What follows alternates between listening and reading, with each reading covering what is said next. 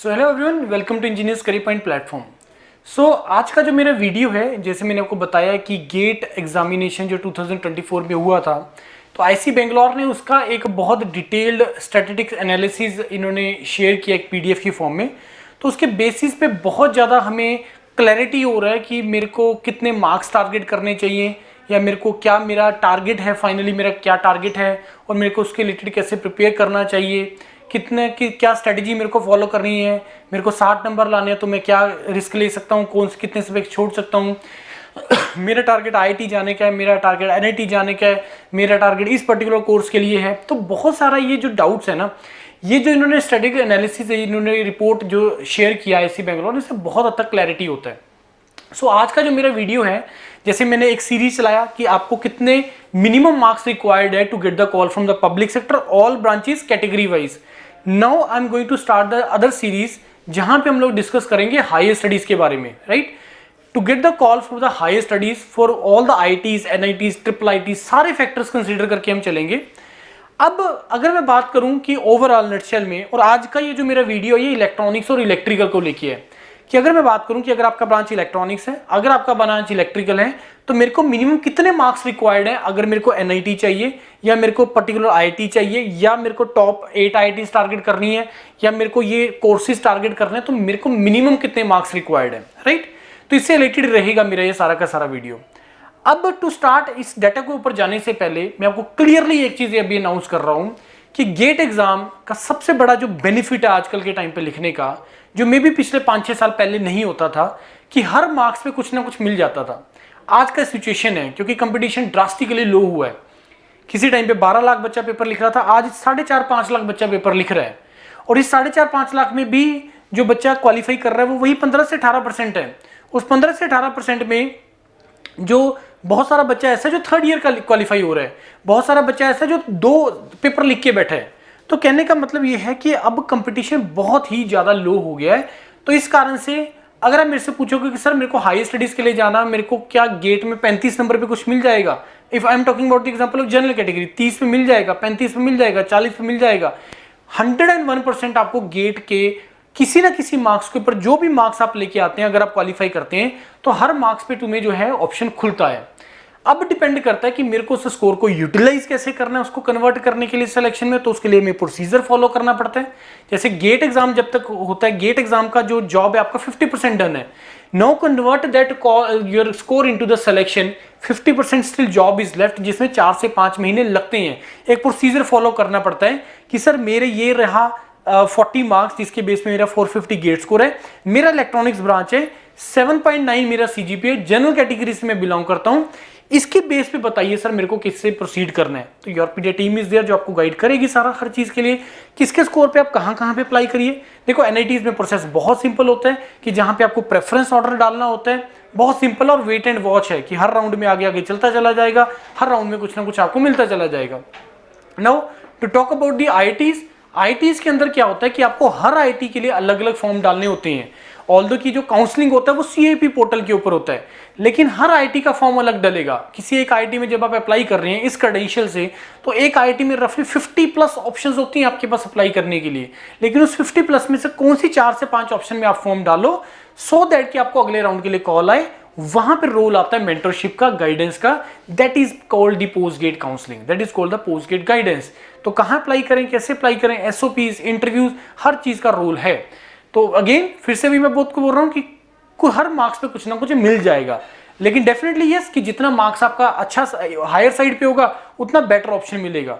लेकिन अब यहाँ पे जो लूप होल है वो ये है कि हर स्कोर के ऊपर जो भी तुम्हारे क्रेडेंशियल्स हैं उसमें बहुत अच्छी चीज मिलने के चांसेस होते हैं, लेकिन कंडीशन उसमें ये है कि अगर आप सही कॉम्बिनेशन के साथ अप्लाई करेंगे किसी भी पर्टिकुलर आईआईटी में, तो बन जाती है ऑप्शन। यहां पे स्टूडेंट को नहीं अवेयरनेस होता है कि मेरे को एग्जैक्टली फॉर्म डालना कहां पे चाहिए, राइट। तो ये सबसे इंपॉर्टेंट होता है, तो उसके लिए Yourpedia team is there. Now without discussing further more, हम लोग आज अभी जो मैं आपको बता देता हूं कि अगर आप इलेक्ट्रॉनिक्स से इलेक्ट्रिकल ब्रांच से बिलोंग करते हैं तो आपको कितने मिनिमम मार्क्स चाहिए, अगर आपको आईआईटी चाहिए, अगर आपको एनआईटी चाहिए, इसी 2 में कैटेगराइज करूंगा। अब आईआईटी में भी मैं ओनली एमटेक की बात करूंगा एज ऑफ नाउ। अगर मैं बात करूं एमएस प्रोग्राम या direct PhD program, if you are from general category और अगर आपका सीजीपीए 7.5+ है और कुछ भी मार्क्स अगर आपका आता है, तो अभी मैं आपको इसका डिक्लेयर कर रहा हूं कि आपको MS या डायरेक्ट PhD से कॉल आ ही जाएगा, कंडीशन अगर तुम सही जगह पे अप्लाई करते हो। Now to get the call from the IIT MTech और NIT MTech कितने मिनिमम मार्क्स रिक्वायर्ड है उसके बारे में डिस्कशन करेंगे। अब IIT को मैं दो कैटेगरीज में डिवाइड कर रहा हूं जो बच्चों ने किया हुआ normally, tier 1, tier 2, tier 3, I don't know. Old IITs, new IITs, right, top 8 to 10 IITs और उसके IITs और फिर फर्दर IITs।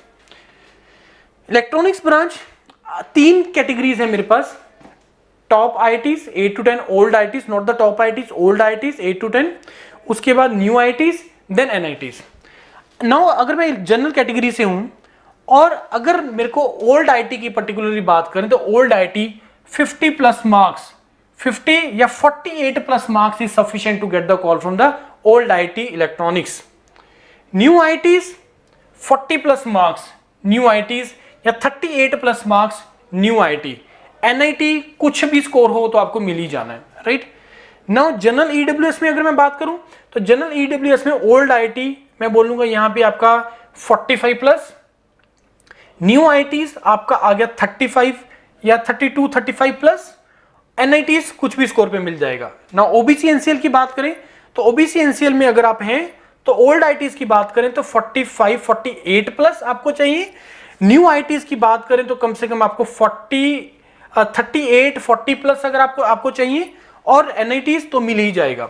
रिजर्व्ड में बात करें तो रिजर्व्ड में आपका अगर 35 to 38 प्लस आता है तो ओल्ड IITs, उसके बाद 30 प्लस 28, 30 प्लस अगर आपका SC में है तो आपका न्यू IITs, और NITs तो आपको इन एनी केस मिल जाएगा। ST, old IIT, new IIT, mayor qualify will solve the purpose. अगर आपका स्कोर 25 प्लस भी रहता है, क्वालिफाई रहता है, तो ओल्ड IIT, न्यू IIT आपको मिल जाएगा आपको। नाउ अब बात करते हैं इलेक्ट्रिकल की। इलेक्ट्रिकल में अगर मैं पर्टिकुलरली बात करूं, ओल्ड IIT जनरल कैटेगरी अगर आप बात करेंगे तो अगर आपका स्कोर 50 प्लस है तो आपको ओल्ड IIT से कॉल आ जाएगा। न्यू IITs की बात करें तो न्यू IITs में आपका जो स्कोर है 45 प्लस चाहिए आपका है तो आपको कॉल आ जाएगा, और NITs हर स्कोर पे मिल जाएगा, आपको किसी न किसी स्कोर पे मिल जाएगा। जनरल EWS की बात करें तो जनरल EWS में आपका 45, 48 प्लस आपका ओल्ड IIT का, new IITs, NIT in any case. OBC की बात करें तो OBC में कंपटीशन थोड़ा ज्यादा है, यहाँ पे आपको 48, 50 प्लस अगर आपके मार्क्स है तो ओल्ड IITs।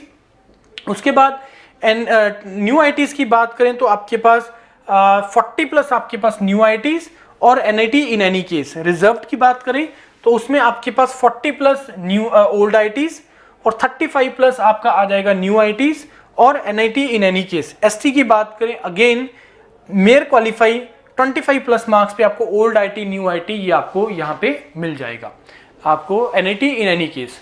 तो ये बहुत इंपॉर्टेंट डाटा है, बहुत इंपॉर्टेंट स्टैट्स हैं। किस बेस पे मैं बोल रहा हूँ? Post grade counselling public sector के बेस पे, जिसके बेस पे बच्चा अप्लाई करता है, कॉल आता है, सिलेक्शन होता है, we know all the details about that, right. So ये बहुत इंपॉर्टेंट था तुम्हारे लिए। अब इसको सुनने के बाद अगर स्टिल आप लोगों का कोई भी क्वेरी रहता है, कोई भी आपको डाउट रहता है, तो आप मेरे को कॉल कर सकते हैं, इंस्टीट्यूट विजिट बुक कर सकते हैं। We are based in Chandigarh.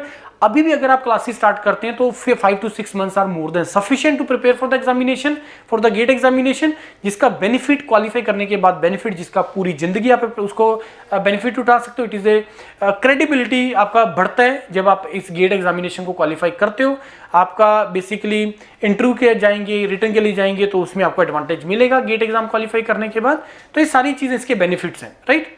Start कर दीजिए प्रिपरेशन। आप सेकंड ईयर से हैं, थर्ड ईयर से हैं, फाइनल ईयर है, पास आउट है, कुछ भी कैटेगरी से, किसी भी इसमें जोन में आप अगर आप अप्लाई अपना है इसके में है, जोन में है, तो स्टिल आप लोग अपना अगले 5-6 महीने अच्छे तरीके से तैयारी करके आप अपना सिलेक्शन को एश्योर कर सकते हैं, राइट।